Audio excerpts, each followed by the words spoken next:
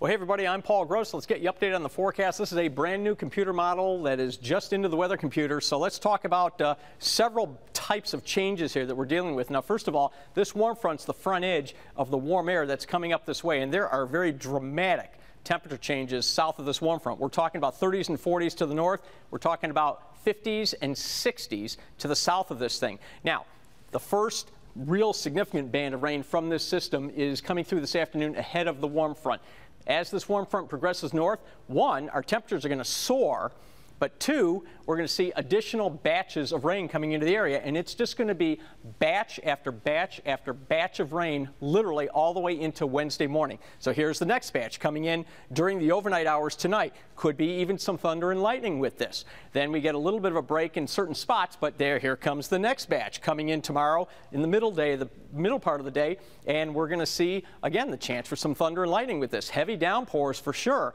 Then we see a bit of a break in spots, and then we have the front, at least, the cold front getting closer, but that's another big band of rain that comes through. This is Tuesday night now. There will be precipitation behind the front, so we're not done with it until, look at this, is 6 a.m. Wednesday morning. Still have downpours in the area, but as the front moves further east, we finally pull that moisture to the east and maybe just a lingering shower behind it. So this is a big rainmaker. We're talking about over the period, it's going to be just a ton of rain. So this is the rainfall tracker here. Now, all the way through this evening, we're talking about generally 1/3 of an inch to the north, perhaps down near an inch down to the far south. Then as we get to, now watch the timeline, getting to tomorrow morning, some areas already at an inch of total accumulation of rain, 1/2 inch to the far north.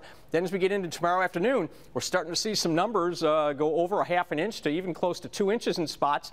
And now this is the total for the event.